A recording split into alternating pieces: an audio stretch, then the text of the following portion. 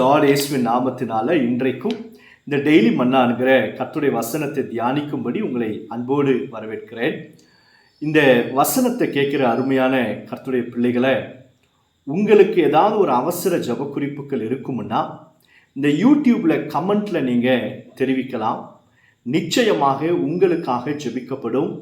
நான் மட்டுமல்ல, நம்மோடு இருக்கிற நம்ம ஊழியத்தில் இருக்கிற ஜெப வீரர்கள் உங்களுக்காக நிச்சயமாக ஒவ்வொரு நாளும் ஜெபம் பண்ணுவாங்க.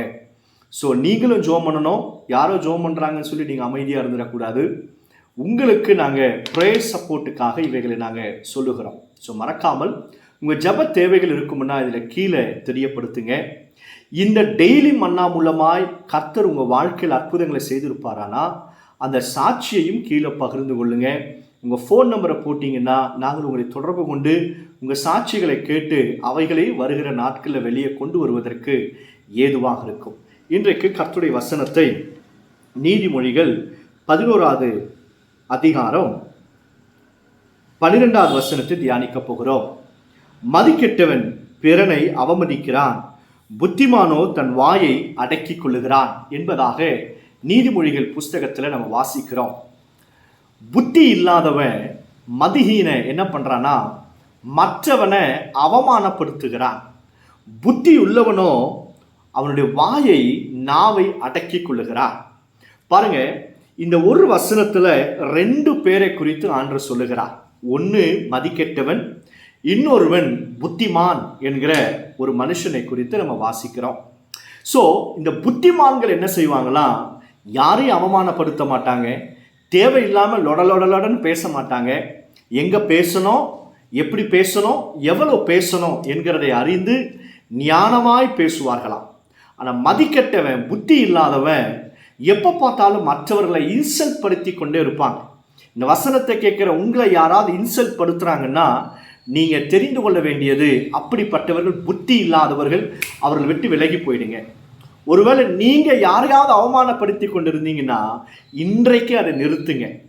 மதிக்கெட்டவன், புத்தி இல்லாதவன் கர்த்தரிடத்திலிருந்து எதையுமே பெற்றுக்கொள்ள முடியாது. வேதத்தில் ஆண்டவராக இயேசு கிறிஸ்து ஒரு ஊமையை சொல்லுகிறார், ஒரு எக்ஸாம்பிள் சொல்லுகிறார். என்னவா, மணவாளனுக்காக காத்திருக்கிறதற்கு மணவாட்டிகள் 10 பேர் இருந்தாங்களாம். அதில் 5 பேர் புத்தி உள்ளவர்கள், 5 பேர் புத்தி இல்லாதவர்கள். மணவாளன் வரும் பொழுது புத்தி இல்லாதவருடைய பாத்திரத்தில் எண்ணெய் முழுவதுமாக முடிவடைகிறது. அந்த புத்தியினுடைய பாத்திரத்தில் எண்ணெய் இருந்ததுனால விளக்கு எரிந்து கொண்டிருந்தது. அவர்களோ மணவாளனோடு கூட போனதையும், மணவாளன் வந்து புத்தி உள்ளவர்களை அழைத்து கொண்டு போனதை நம்ம பார்க்கிறோம். இந்த வசனத்தை கேட்கிற கர்த்தருடைய பிள்ளைகளை நல்ல கவனிங்க. புத்தி உள்ளவர்கள் எப்பொழுதுமே பிரகாசித்து கொண்டிருப்பாங்க. அவங்கள நீங்கள் எங்கே வேணாலும் வைங்க, அவங்க ஆசீர்வாதமாக இருப்பாங்க. காரணம் என்னன்னா, அவங்க லொடலுடன் பேச மாட்டாங்க. அவங்க காரியத்தை எப்படி செய்யணும்னு கர்த்தர் அவங்களுக்கு அந்த ஞானத்தை கொடுத்திருப்பார். உங்கள் நாவை நீங்கள் அடக்கினாலே போதும், தேவன் உங்களுக்கு ஞானத்தை கொடுப்பார். உங்கள் நாவை, உங்கள் நாக்கு இருக்கு பாருங்க, இதை நீங்கள் அடக்கினாலே போதும், நீங்கள் புத்திமான்களாக கர்த்தர் உங்களை மாற்றுவார். யாரையும் அவமானப்படுத்திடாதீங்க. உனக்கு ஒன்றும் தெரியாது, வாய மூடு அப்படின்னு யாரையும் சொல்லிடாதீங்க. அப்படிப்பட்டவர்கள் புத்திமா இல்லை, அவங்க மதிக்கெட்டவன் என்பதாக கர்த்தர் சொல்லுகிறார். புத்தி உள்ளவர்கள் தேவ ராஜ்யத்தை சுதந்திரித்துக் கொள்வார்கள். புத்தி உள்ளவர்கள் பாருங்க, அவங்க விளக்கு பிரகாசித்து கொண்டே இருந்தது. புத்தி இல்லாதவர்களோ அதை இழந்து போனார்கள். எப்போ பார்த்தாலும் மற்றவரை பற்றி தவறாய் பேசுகிறதை நிறுத்தி நீங்கள் புத்தி உள்ளவர்களாக உங்கள் நாவை அடக்கினீங்கன்னா உங்கள் ஆயுசு நாட்கள் பெருகும். அதுதான் வேதத்தில் சொல்லியிருக்கு. உங்கள் நாவினாலேயே தேவையில்லாத காரியத்தை பேசி காரியத்தையெல்லாம் நன்மையெல்லாம் கெடுத்து போடாதபடிக்கு தேவ சமூகத்தில் கர்த்தர் உங்களை பேசு என்று சொல்கிற வரைக்கும் பேசாமல் அமைதியாக இருங்க. அதுதான் ரொம்ப கஷ்டம். ஆனால் நீங்கள் அப்படி இருந்தீங்கன்னா நிச்சயமாய் கர்த்தர் உங்களை ஆசீர்வதிப்பார். பாருங்க, வேதத்தில் மரியாளுடைய கணவர் யோசேப்பை குறித்து வாசிக்கிறோம். யோசேப்புக்கும் மரியாளுக்கும் நிச்சயம் பண்ணின பிறகு மரியாள் கர்ப்பவதி ஆகிறாள், பரிசுத்த ஆவியினால இயேசுவை சுமந்தவராக. அப்படிப்பட்ட சமயத்தில் யோசேப்பு அந்த அம்மாவை விலக்கிடணும், ஒதுக்கிடணும் சொல்லி அவர் பிளான் பண்ணுறாராம். அந்த அம்மாவை குறித்து யாரிடத்துல போய் தவறாய் பேசி அவமானப்படுத்தாம அமைதியாக இருதயத்திலே அவர் நினைக்கிறாரு, அவங்கள நான் டிஸ்டர்ப் பண்ணாமல் அவங்கள நான் விட்டு விலக போகிறேன் என்பதாக. வேதத்தில் எழுதப்பட்டிருக்கு, யோசேப்பு நீதிமான். ஆகையால தான் கர்த்தர் தேவதூதனை அனுப்பி அந்த அம்மாவுடைய கருவில் இருக்கிறது இயேசு கிறிஸ்து என்கிற வெளிப்பாட்டை தந்தருளினார். புத்திமான்கள் யாரையும் அவமானப்படுத்த மாட்டாங்க. புத்திமான்களோடு கூட கர்த்தர் பேசுவார், வெளிப்பாடுகளை கொடுப்பார், அவர்கள் பிரகாசிக்க செய்வார், நித்திய ராஜ்யத்தை அவர்கள் சுதந்திரித்துக் கொள்வாங்க. பாருங்க, புத்திமான்களுக்கு கர்த்தர் எவ்வளவு ஆசீர்வாதத்தை கொடுத்திருக்கிறார். அப்ப புத்திமான் யாரு?